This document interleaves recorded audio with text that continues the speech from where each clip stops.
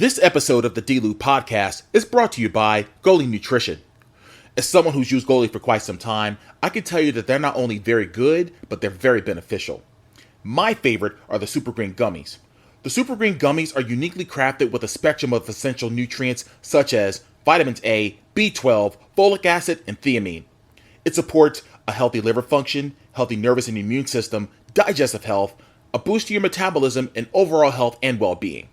There are no artificial sweeteners, flavors, or colors from artificial sources. They're vegan-friendly, gluten-free, and gelatin-free. All loyal listeners of the D-Lew Podcast get a special 10% discount at checkout. Go to goalie.com, use promo code DLEW. That's goalie.com, use promo code DLEW. This podcast is a Believe Network and Siete production.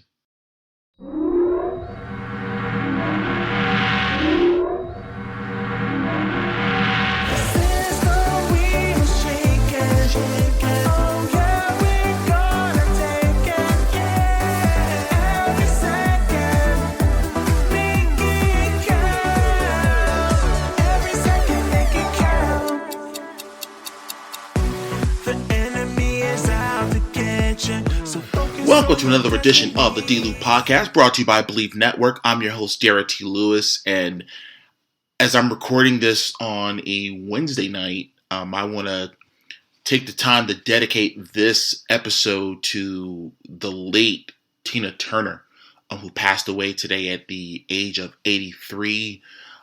This woman is a trailblazer. She was the epitome of the word strong. She was the epitome of the word survivor. She's the epitome of the word fearless. And growing up, listening to her as a kid, and knowing and learning about her story, over the years, the respect that I have for her it's out of this world. And, the world lost an icon today, and my heart goes out to her husband, and the rest of her family, her close loved ones, and the millions of fans around the world that, really enjoyed her entertainment, because she was one of the greatest entertainers that ever walked the face of the earth. Rest in peace to Tina Turner. But this week's episode of the D-Lew Podcast, I have someone who has her hand in many pots, whether it's in the world of film and television, music, poetry, etc., etc. The list goes on and on. As a matter of fact, she is a trained opera singer, and her name she goes by is Lyrical Shkspr. And we had an incredible conversation about everything that's going on with her life and career and everything in between. And let's not wait any longer. My interview with Lyrical Shkspr starts right now.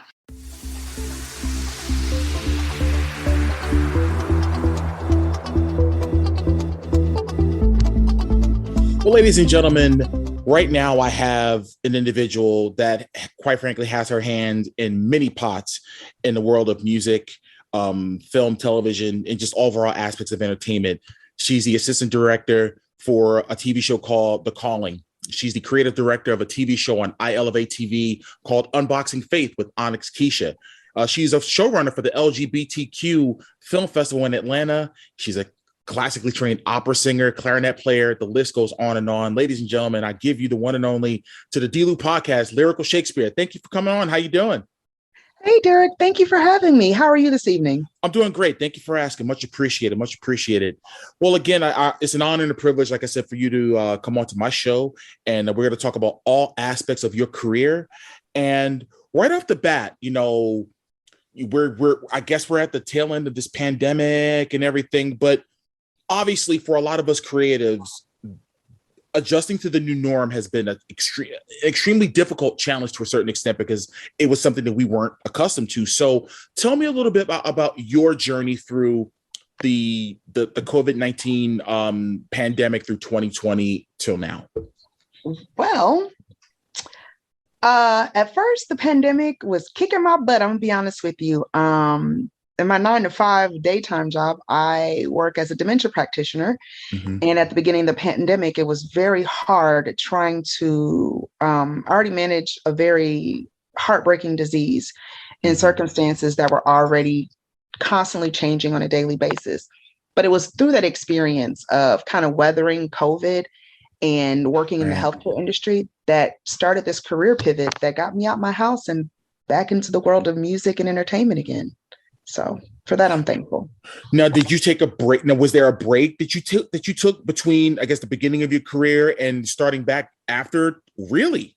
Yes, there was. So I've been singing for a very long time, and I honestly have been running away from an actual career, a true intentional career in music. It's always happened by accident. And about 11 years ago, I had a very interesting time in my life, and I took the money I had, my suitcases, and I got on a Greyhound, and like a lot of people, came to Atlanta and followed my intuition and my discernment. And I actually had a pretty well-rounded career about 11 years ago, but it got hard and life started lifing, and I took a job. And now life started lifing again, and now I'm back on the opposite end of the spectrum and back to doing what I believe that God has really put me here to do, which is bring music and joy to people. Absolutely. Absolutely. So obviously every story has its beginning. So let's take a backtrack for a little bit. So you grew up in Normal, Illinois. Tell me about life growing up in Normal, Illinois. Well, I've grown up all over Atlanta. I mean, not Atlanta. I've grown up all over Illinois. But I spent a good amount of time in Normal. That's where I graduated high school. They say everyone from Normal is normal. I can assure you that is not true. It's a middle. Well, when I was there, it was much smaller than what it is now. It's in the middle of the smack dab in the middle of the state. But I'm really from all over Illinois. I was born in Chicago. I've lived in the upper suburbs. I went to college at SIUC in Carbondale. I grew up in and out of the Illinois foster care system. So I moved to like 12 different places, schools. And so I've always had a sense of being flexible and adaptive, being able to easily adapt as a result of that upbringing. Okay. Now, when was it that you discovered your creative side? At that very young age? Was it when you were really young, or was it like high school? When was it that you kind of tapped into that creative side? Well, musically, very early on, like as soon as we could like walk and talk. Dancing, my mother was a singer. She sang with the Chicago All City Choir when she was in high school. Okay. She's very short, so she's like 4'9" and very unassuming, and so she was very, very frightened. And so when she sang with the choir, she would sing behind the curtain, and other people would act out. And so I can honestly say that when I got to the age to recognize that my mom would tell us these stories, she didn't really sing for us anymore because she had gone through some tough situations in her life that took her ability to sing away from her. I see.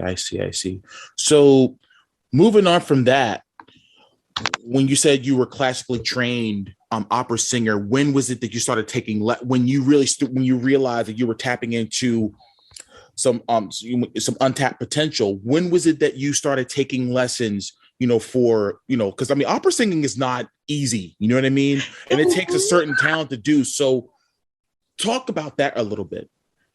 I got my first formal voice lesson when I was 19. Really? Okay. Yes. Talk about that process. So I had played clarinet. My mom made sure that we took instruments. I played the clarinet from like 4th grade. And I was in like choir or whatever, but not seriously. I always had a lot of confidence issues, so I didn't really sing like I do now then. But when I got moved away from home and I went to college, I used to sing back and forth on campus, back and forth to class to soothe myself. Because I was a young girl away from home. I didn't know anybody. So that's what I did to soothe myself. And I would sing.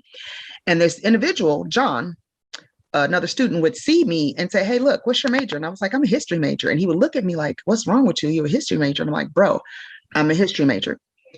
So weeks of this pass, and he convinces me to go with him to the School of Music to audition. Okay. So 6 years later, I graduate with both degrees, one in history, one in music, with the emphasis in voice. Now, were you looking to get into the education system, or? With the history degree, originally, I wanted to be a military war correspondent, was the goal. So you're talking about if there is a war, for example, over in the Middle East, you would have been traveling. Yes, that was what my original intention was. Wow. With my history degree, I ended up actually becoming a congressional intern, and I interned for Senator Dick Durbin during the time when Barack Obama was the junior senator from Illinois. Mm-hmm. And being that I was an intern in the Illinois offices, I actually got to work both with Barack Obama and Dick Durbin. So from the history side of things, that was enough. But anyway, I say that to say with the music part is that it happened by accident. Mm-hmm. And everything in music has been, I thought it was accident, but really I think it's divinity. Every time I've tried to turn my back on music, God has put it in my path to be in music. When I was on the road to be a historian, God was like, yeah, hold on, wait, we're going to throw music in there. Right. And when I was not performing, he would always put opportunities in my place. So like in undergrad, my very first on stage performance, I sang an opera piece and they all call me opera girl to this day. I guess it's unheard of to see Black women sing opera, and it's true. But it's I remember, I think it was Aretha Franklin that I think Pavarotti for some it was on the I want to say it was on the Grammys or it was on an award show. I can't remember now. This is years ago. And Luciano Pavarotti, the late great opera singer Luciano Pavarotti, he was ill and could not perform. And at the very last minute, Aretha Franklin stepped into that and actually sang the piece. Yes. And I was blown away. And the respect, no pun intended, that I already had for Aretha Franklin, I was amazed of what she was able to do. And to your point, I don't think it's highlighted enough of how many are in our community that actually do it. And I just think that there needs to be more. There needs to be more representation, like so many other aspects of the entertainment business where we're not put into that. And, I'm not making this a racial thing, but you see it, as far as, there needs to be more of us, in some of these circles and some of these different spaces.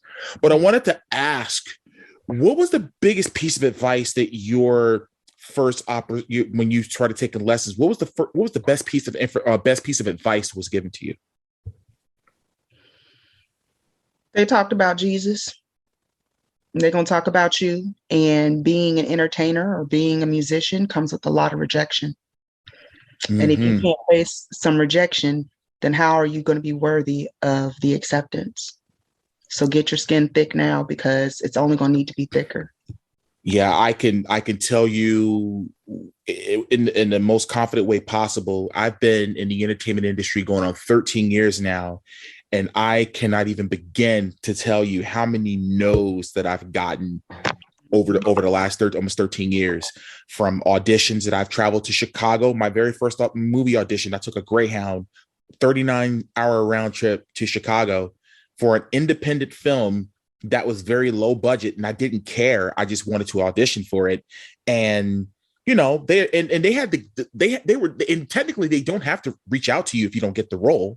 But the fact that I traveled so far, they at least found it within themselves to email me, say, hey, Derrick, thank you very much for coming out. I know you traveled a long way. Right now, we will not be offering you the role, but however, we'll keep your information. You said, keep doing what you're doing. You have a really good attitude and all those other things. And that definitely prepared me for like, okay, I'm going to have to take a lot on the chin. That's going to say no. But all those yeses that you do experience will definitely outweigh a lot of those rejections. And that just comes with the industry. That just comes with the territory. So to your point, for any aspiring entertainers, artists, whatever it is that's out there, definitely prepare, because this is a very cutthroat business. And at the end of the day, you just have to control the controllables. You know what I mean? I'm not trying to overtake this interview or anything, but what I'm saying. Look, I'm learning. So no, I get it. No, this is very useful and helpful information. I just would like to add to what you said is that the other thing, my voice teacher, Clarence Carter, he had some very interesting methods but the man was right. Always be prepared. Oh, yeah. Perception is reality. And it doesn't matter how pretty you sing. If you don't look like you own the room, you'll never own the room. And the practice. Right. A lot. Stay ready. As the old expression goes, stay ready so you don't have to get ready. Yep. So through it all, now that you had those, you started getting into the entertainment industry, when was it that you started really getting involved into the entertainment part of things? How was that transition for you? Well, what was that? In April of this year, I had a come to Jesus moment. And the come to Jesus moment was I had an employer who was like, yeah, we're going to make a whole bunch of money. We're going to have these themed brunches, and we're going to charge all this money. And my mother was sick and I needed to make more money. And I know that as someone who 10 years ago was getting paid to sing, that it had value, and they didn't see the value for me, but they saw their value. And that's what made me make a conscious effort to say, let me go performing again. Right. And honestly, it has been through divinity, timing, and trusting my own intuition, and just being willing to put myself out there. Part of the reason I've not been performing for 10 years is because I've been in my house, or I've been at work, or in a relationship, or whatever.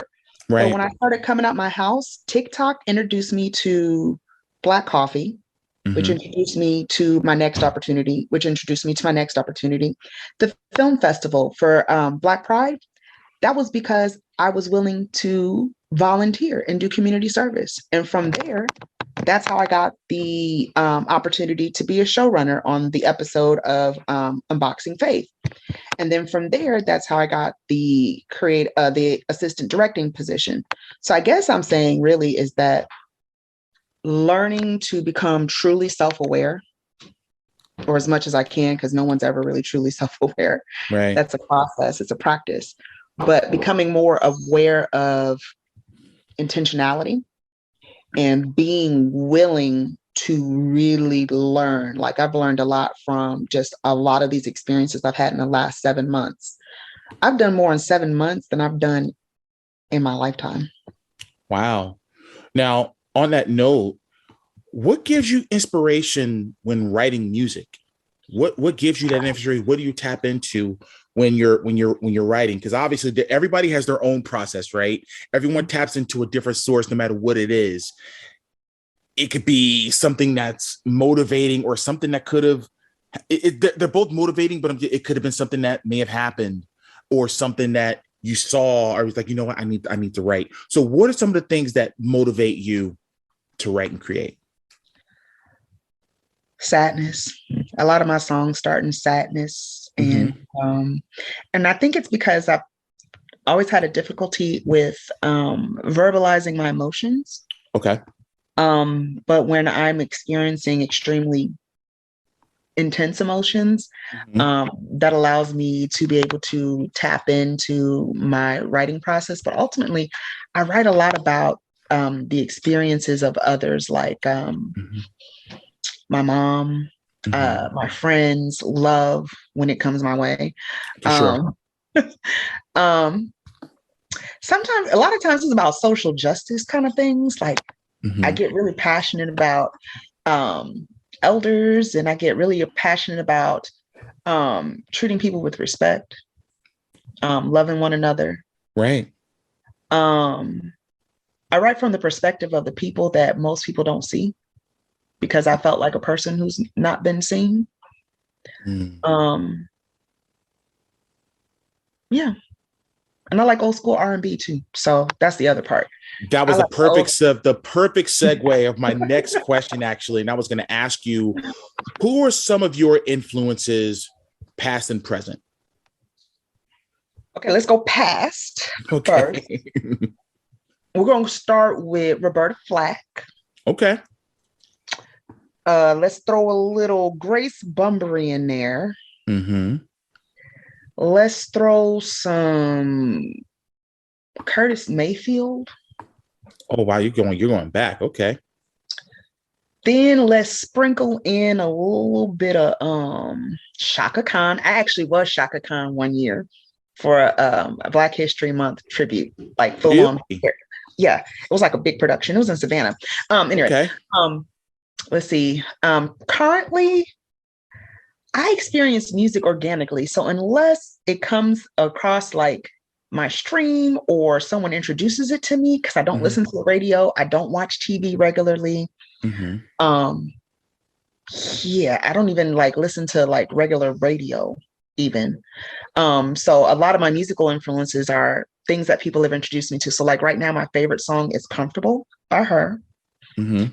But I also equally like this song called CYBAH, which is Could You Break a Heart? And that's Sid and Lucky Day. There are a lot of LGBTQ centered musicians. I'm really big into indie artists because I feel like they need a larger platform than traditional music. I agree. As a fellow indie artist, I wholeheartedly agree with you 100%. So majority of my playlists are, I would say about 80 to 90% indie artists. But yeah.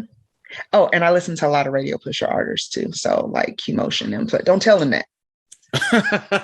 Okay. I just met Q-Motion a while ago. He's a really, really good guy. Yeah, Quinnish, yeah. They're really awesome people.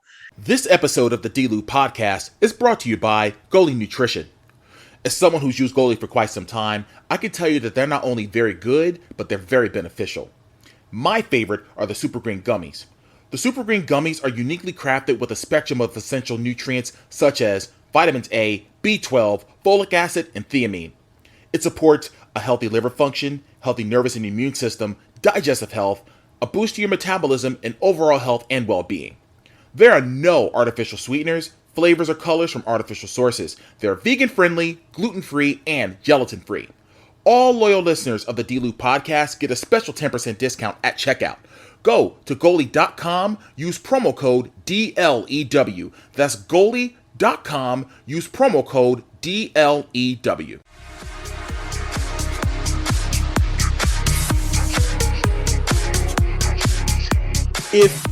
If money wasn't a factor, what will you be doing with your time? If money wasn't a factor, I would honestly buy out all of the vacant anchor stores at malls. Okay. Like think old JCPenney's, Sears, and I would convert them into multi-use mixed creative spaces for BIPOC communities because they're centrally located. They're in urban centers. They have access usually to public transportation. As an anchor store, you can have your own hours, but ultimately it could be a place where like you could go and do a photo shoot, a recording studio. Right. You can get skill sharing. I want to call it the Engaging Collective. It's a bigger, long-term, lifetime goal, but it is truly my intention to create opportunities for BIPOC communities to earn and learn extra skills without necessarily sacrificing their basic necessities. Working in healthcare for the last 20 years or so, I have seen all too often where the companies have taken advantage of the skill sets and the talents of our young Black and Brown folks, especially, and those who are impoverished, and intentionally put them in situations where they have to work 16-hour shifts and their backs are broken and they're tired. And I'm thinking that by creating my foundation, the Engaging Collective, as a center where people in the same circumstances can easily find ways to learn new skills that they can supplement their incomes without necessarily becoming used by their employers. Wow, that's incredible. That's really, really incredible. Now, let's talk about the film The Calling for a little bit, because I know I had touched on that a little bit in the opening there. Let's talk about the film, what it's about, and where people can actually see it. Okay, well, The Calling stars Onyx Keisha, and it is also written and directed by B.D. Watkins.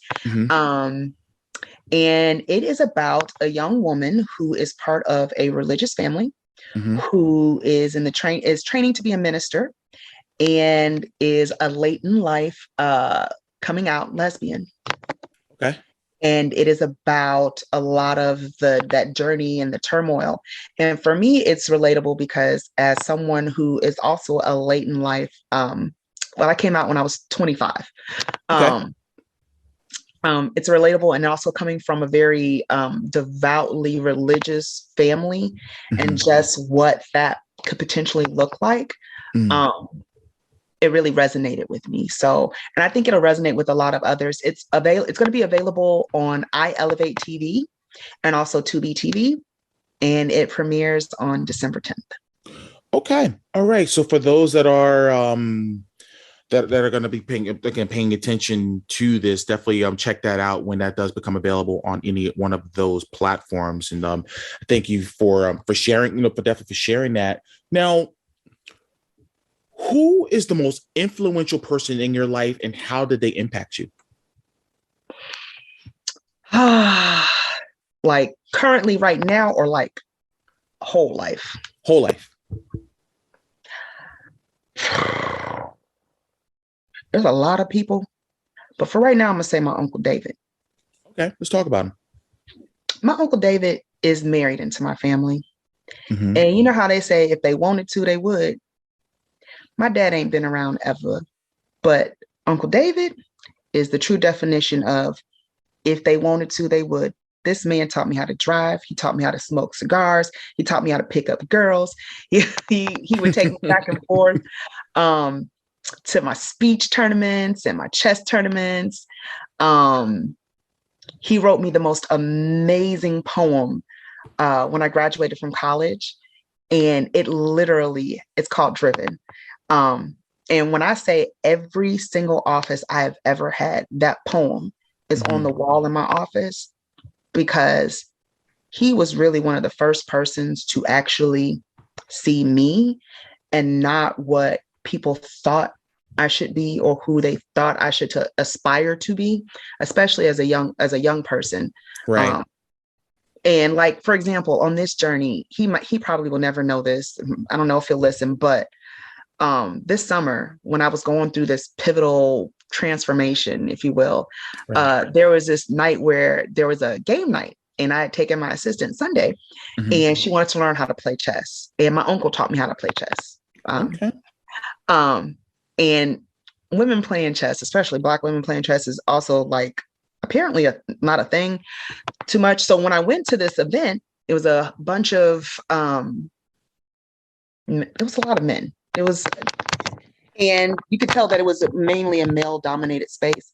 But uncle, I ended up teaching my friend how to play chess, and it was a big deal. But from that, my uncle saved my dang on life, and he don't even know it.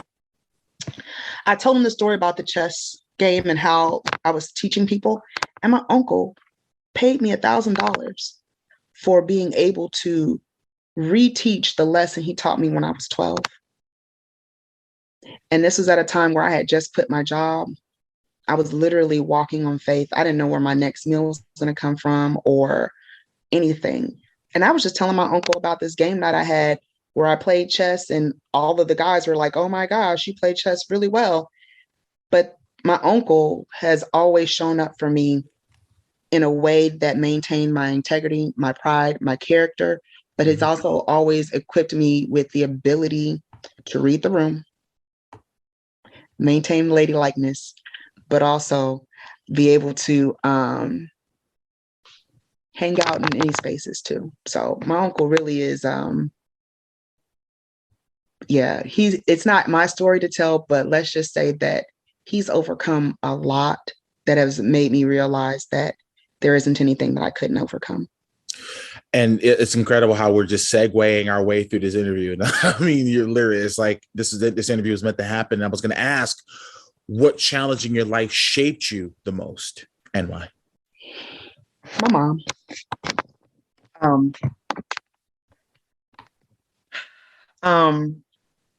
I've been hiding my whole life because I've been trying to hide my mom's condition. And her condition has had infinite impact on a lot, my entire life. She's an amazing woman, but she's also very troubled. And as a result of those troubles, they've gone to strengthen me, sometimes tear me down, but always build me back up. And I could be a Debbie Downer about those circumstances, but Sure. I would say that all of that adversity, I've been able to transmute into some really beautiful things, some really beautiful experiences, and the impact that I've been able to have on others as a result of overcoming that, I think is the most important lesson from my life sorrows. Okay. Now, I have a two-part question regarding, as far as the music industry is concerned. The first part is, if it's one thing you could change about the industry, what would it be? And the second one is, what do you wish you knew about the industry before starting your career?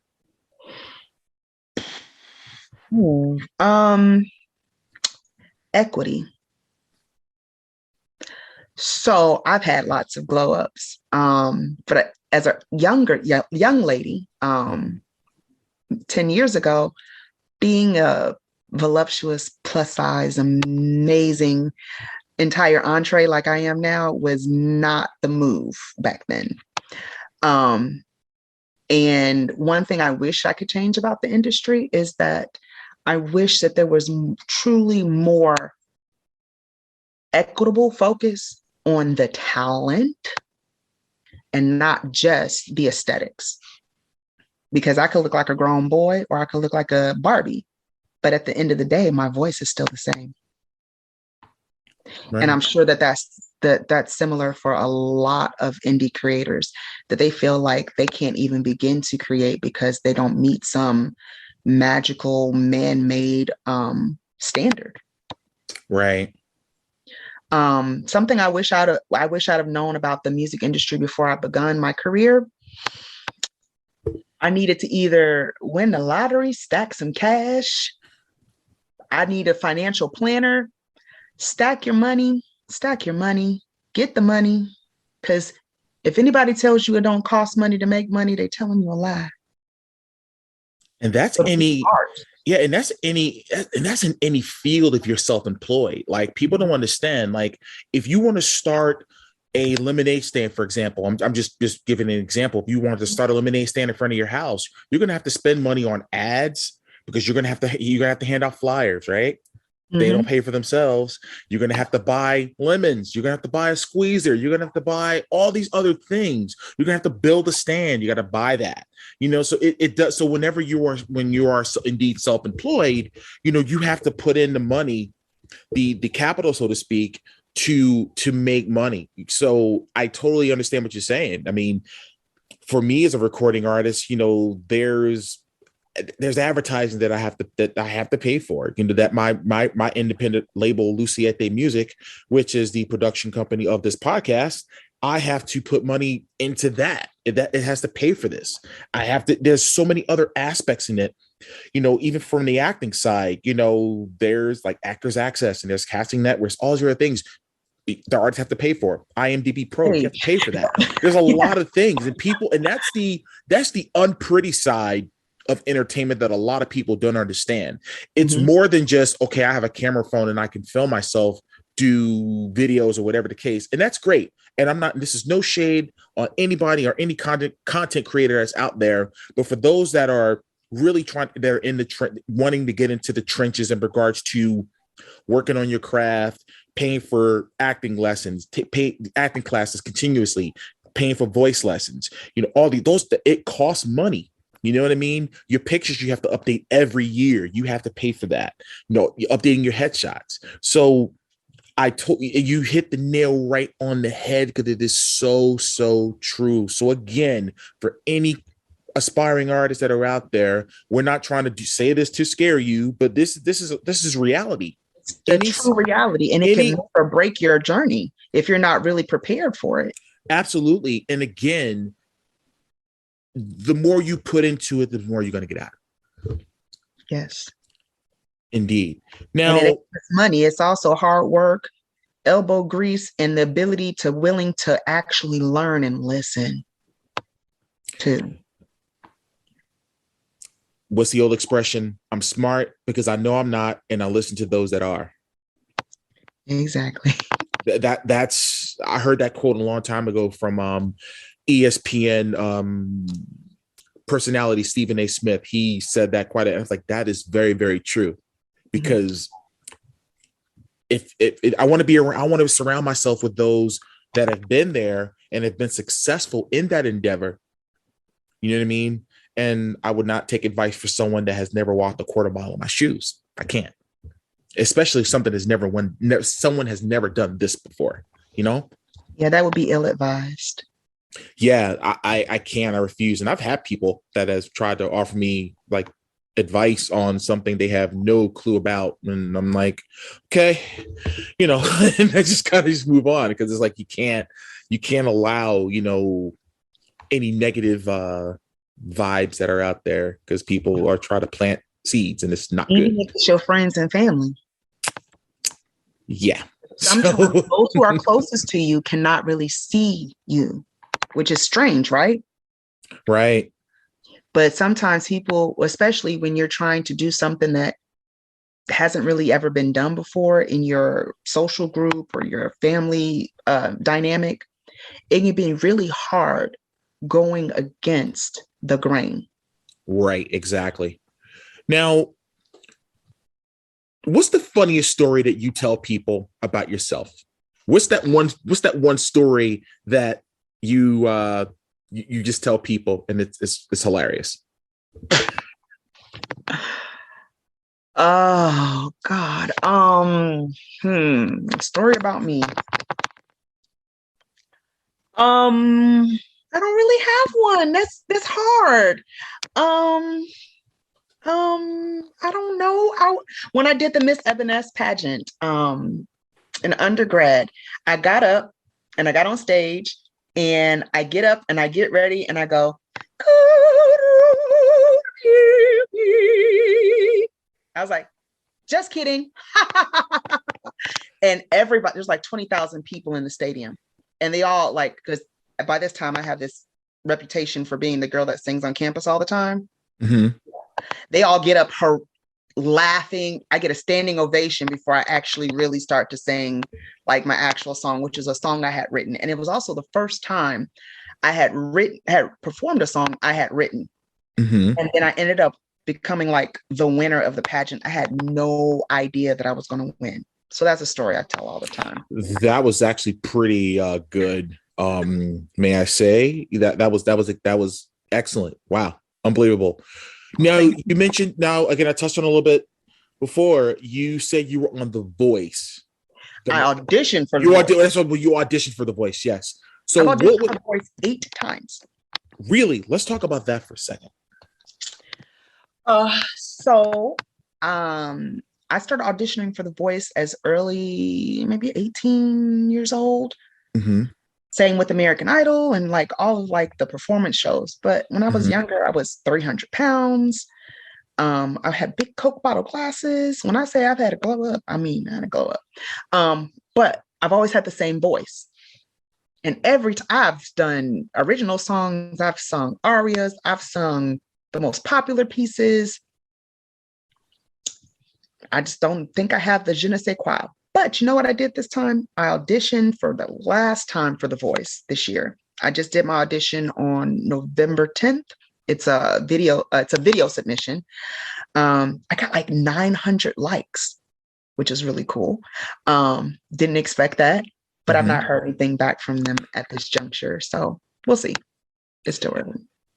No, and you know what? I mean, the fact that you're even able to get the audition for an establishment like The Voice, you know what I mean? That's huge. You know what I mean? That's a very popular TV show that's been on for quite some time. So, you know, fingers crossed for you that that it definitely goes your way.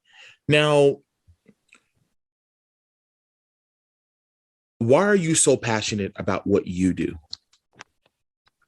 Well,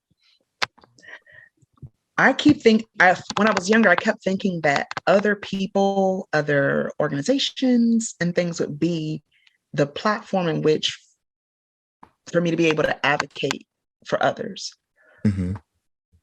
However, I've found that sometimes you've got to be the person to build your own platform so that you can advocate in a way that actually has true meaning.